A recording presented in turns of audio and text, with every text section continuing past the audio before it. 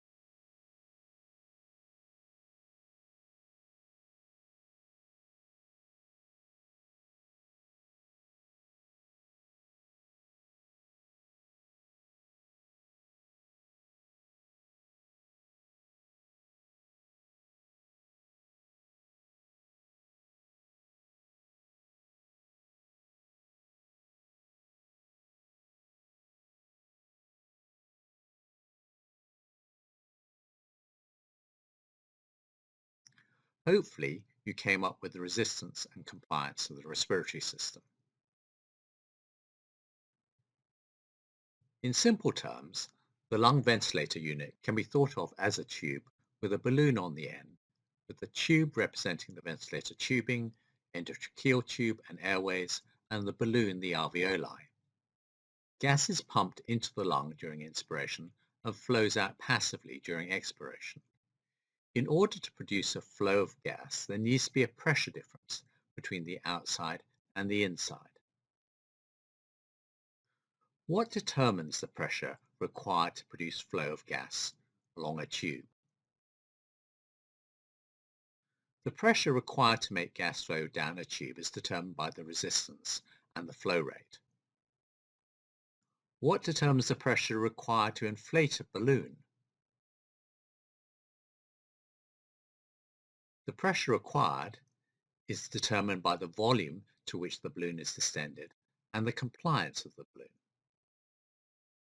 Thus, the pressure required to inflate the lung is the pressure required to push gas down the tube plus the pressure required to inflate the balloon. That is, the sum of flow times resistance plus volume divided by compliance.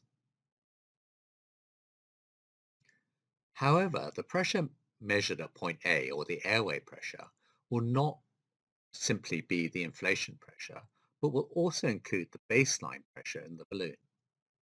This baseline pressure is the pressure in the balloon at the end of expiration, which is known as the positive end expiratory pressure, or PEEP.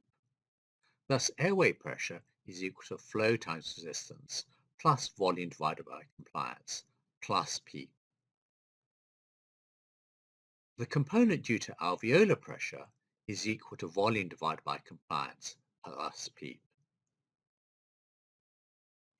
Look at the equation. Is it possible to set pressure, flow, and volume independently? As pressure, flow, and volume are all related, it's only possible to set any two of these three variables, with the third being dependent on the settings for the other two. However, flow is equal to volume divided by time, so if time is set, it's only possible to set one of pressure, volume, or flow. The function of the ventilator is to help get oxygen into the patient and carbon dioxide out. The most important means of improving oxygenation are to increase the inspired concentration of oxygen and reduce shunting by increasing PEEP or prolonging inspiratory time. Carbon dioxide removal can be increased by increasing the respiratory rate or tidal volume.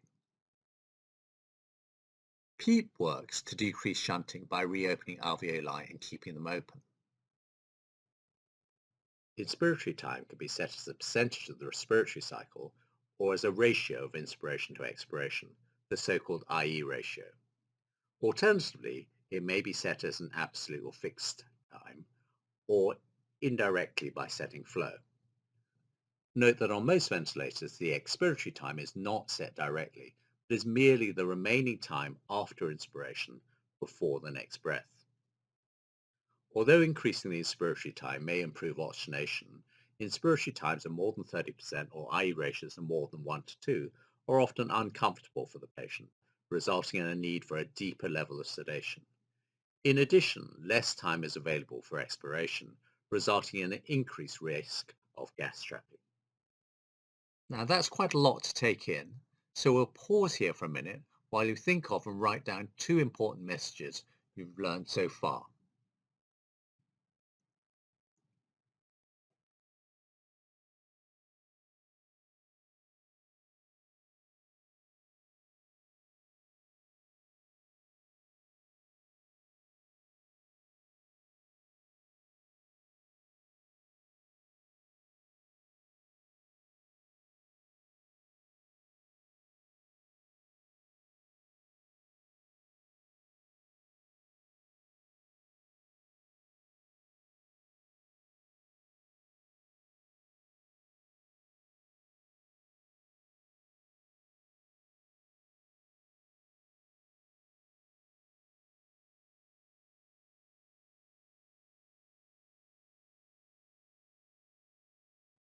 Respiratory complications of mechanical ventilation include nosocomial pneumonia, ventilator-associated lung injury, and gas trap. Ventilator-associated lung injury may result from high pressures, volume, or shear injury. The term barotrauma is best reserved for those gas leak syndromes, which are due at least in part to excessive inflation pressures, namely pneumothorax, pneumomediastinum, pneumopericardium, pneumoperitoneum, and pulmonary interstitial emphysema. Volutrauma refers to the development of an acute lung injury, histologically similar to ARDS, when lungs are repeatedly distended to excessive volumes. Shear injury is the result of repetitive collapse and re-expansion of alveoli,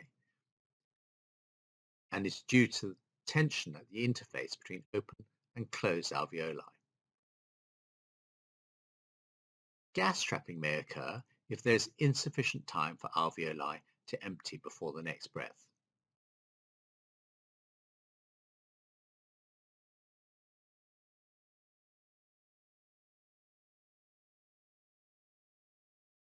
It is more likely to occur in patients with asthma or COPD, when inspiratory time is long and therefore expiratory time is short, or when the respiratory rate is high and therefore the absolute expiratory time short.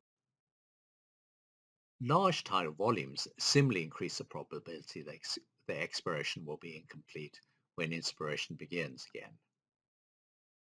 Gas trapping results in progressive hyperinflation of alveoli and a progressive rise in end expiratory pressure. As this increase in PEEP is not due to an increase in set PEEP, it is known as intrinsic PEEP. By measuring total PEEP, it's possible to measure the degree of gas trapping. Intrinsic PEEP is variably defined as total PEEP, or as the difference between total PEEP and extrinsic PEEP. It's probably simpler to refer to total PEEP,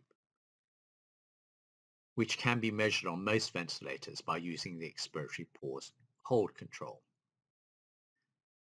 As the pressures in the respiratory system equilibrate, the expiratory pressure measured by the ventilator rises. This occurs after a few seconds. The pressure displayed is the total PEEP. Adverse effects include barotrauma and cardiovascular compromise due to high intrathoracic pressure.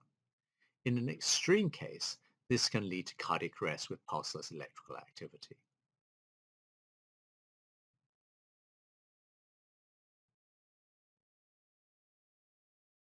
Positive pressure ventilation reduces the preload. This is predominantly due to reduced venous return. Normally, venous return is enhanced by the negative intrathoracic pressure during inspiration. Not only is this abolished by positive pressure ventilation, but venous return is actually impeded by the positive intrathoracic pressures. This effect will be exacerbated by any factors that increase the mean intrathoracic pressure, such as high inspiratory pressures, prolonged inspiratory times, and the application of PEEP. Left ventricular afterload is the tension in the left ventricular wall during systole. It is dependent on the transmural pressure, the radius of the ventricle, and the thickness of the wall. Transmural pressure is the pressure inside the ventricle, the intracavity pressure, minus the pressure outside the ventricle, the pleural pressure. As mechanical ventilation increases pleural pressure, it will reduce transmural pressure and ventricular wall tension, and hence afterload. Decreasing preload and decreasing afterload have opposite effects on cardiac output. The overall effect depends on whether ventricular contractility is normal or abnormal. If the patient has decreased contractility, as is common in critically ill patients, cardiac output is increased by mechanical ventilation. If the ventricle has normal contractility, then cardiac output tends to fall with positive pressure ventilation. If the patient becomes hypotensive shortly after intubation and ventilation, the most likely causes are drug-induced hypotension due to the vasodilating properties of anesthetic induction agents, gas trapping due to overenthusiastic ventilation, and tension pneumothorax. Drug-induced hypotension usually responds to fluid load. If gas trapping is suspected, disconnect the patient from the ventilator. As the trapped gas is released, the hypotension will resolve, usually within 30 to 60 seconds. A tension pneumothorax is rare, but the possibility should be considered as it is easily treated and failure to diagnose it may be fatal. Treatment is by needle thoracostomy.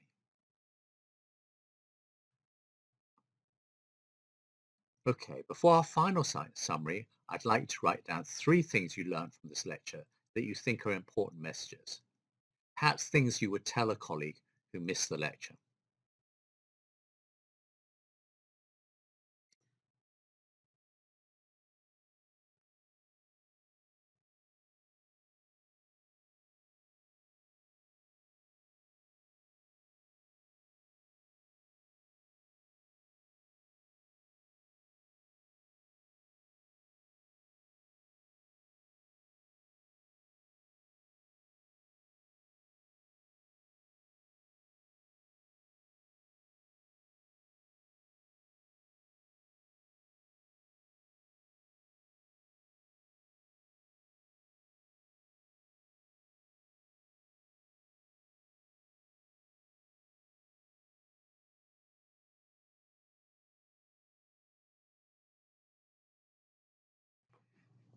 In summary, the airway pressure is determined by the flow times resistance plus volume divided by compliance plus PEEP.